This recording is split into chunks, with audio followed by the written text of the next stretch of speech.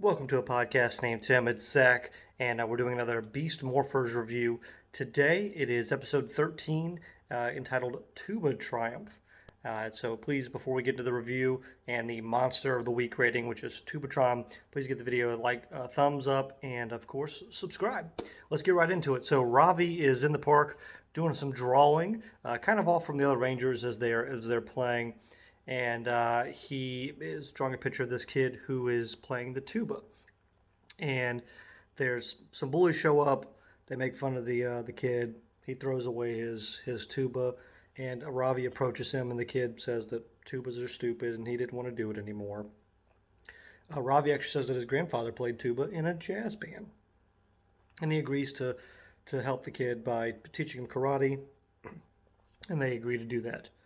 Roxy shows up, grabs the trash tuba, and of course attaches a data chip to it, where of course after the Rangers powers, so that we can create an upgraded version of one of the avatars. The the Tubatron ends up shooting sound waves. Makes sense for a tuba monster. Roxy ends up jumping into the battle, and she's kicking butt. She is an excellent lieutenant level villain. Great look with the way her suit design is, and she's really good, and she's a good heel, and great contrast to the Rangers. Just love her. She's fantastic. Anyway, they end up teleporting away after things don't quite go the way they want. Scrozzle decides to upgrade this monster. He's going to upgrade the tuba section of the weapon that he has. Nate is reprogramming some Gigadrones in order to basically look out for tuba sounds throughout the town, and that way they'll be alerted to when he shows up. Joey and Ravi are at the gym, and Joey says he's ready to beat people up, and of course Ravi teaches him that martial arts is just for self-defense. We get a nice training montage where he's picking up things he needs to learn, but of course he just can't quite learn the infamous tornado kick. They decide to take a break, and Ravi suggests that he do something that makes him happy in order to maybe get his mind off the training and come back another time. Tubatron shows up with his updated power, and he uses his updated power on Blaze just to show how effective it is. And Ravi's cleaning an instrument.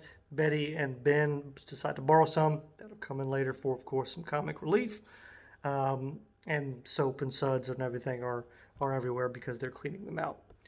We do know that Ravi's mom is very business. She doesn't want him being distracted. He says that this is for a friend, and this is also why he's hiding from everyone and his mother his art skills, because she thinks if you're not doing Ranger stuff, it's a waste of time. And so Joey ends up finding Joey and Ravi are again training. Still can't do the tornado kick. They take another break.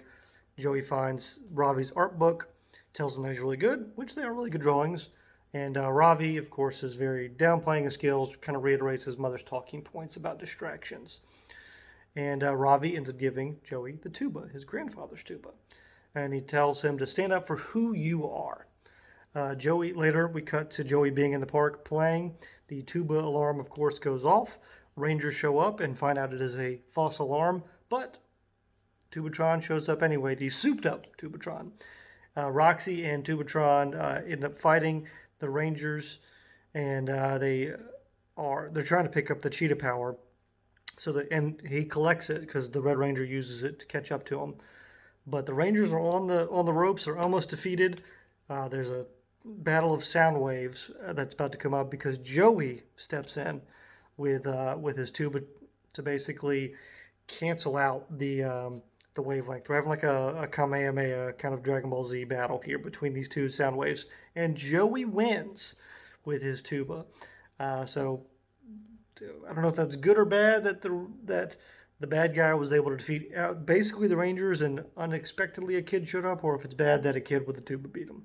I guess that's you could take that either way.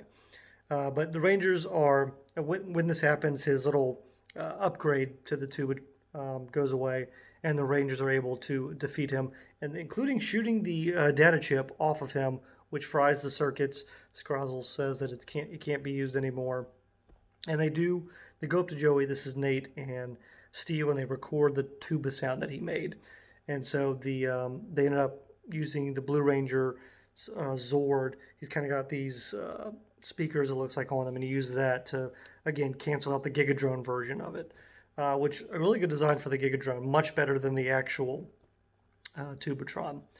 Of course, the Beast X Megazord shows up and defeats the Gigadrone, and the day is saved. Ben and Betty are at the Riptide Gym. They're trying to play instruments. The bullies from the early part of the episode show up, and when they steal their instruments, they try and play it. The soap spurts out, and the bullies are about to beat up Ben and Betty, and then Joey shows up and tornado kicks the hat off the bully, and they go away. So Joey gives Ravi his drawing back to him and tells him to believe who he is as well. So kind of throwing his lesson back at his face. That is the episode. A decent one for a kid episode. You know, normally when we get Power Rangers episodes featuring kids, their acting is terrible and it just goes off the rails. This actually wasn't terrible. We got a little bit more in-depth knowledge about the relationship between Ravi and Commander Shaw, and we see that there's much more to Ravi than who he is. So, not terrible. Could have been, but, you know, not great. For Tubatron, I gave him, again, when we're rating monsters here, it's 5 categories we're looking at. Look of the monster, the plan of action to defeat the Rangers, the powers that they have, the success, and the voice.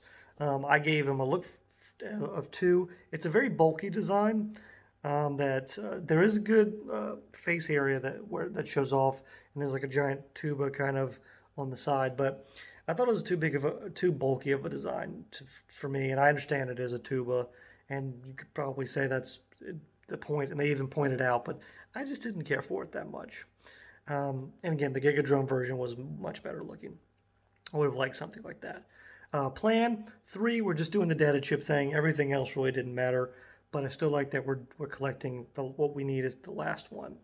Powers 3, it is a unique power, but nothing crazy to write home about. It's a tuba. It's making sound waves. It's what you'd expect.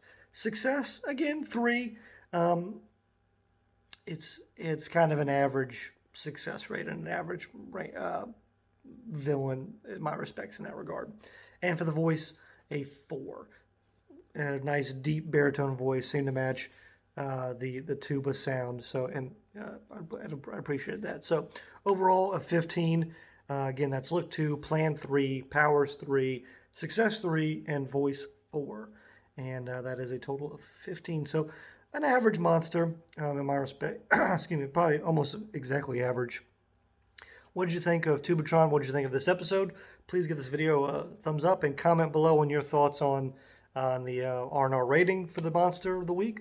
With that, we'll see you next week, or for the next episode, where we're going to be talking about some more Tubatron, actually. He is not done yet, and we'll get into that next episode.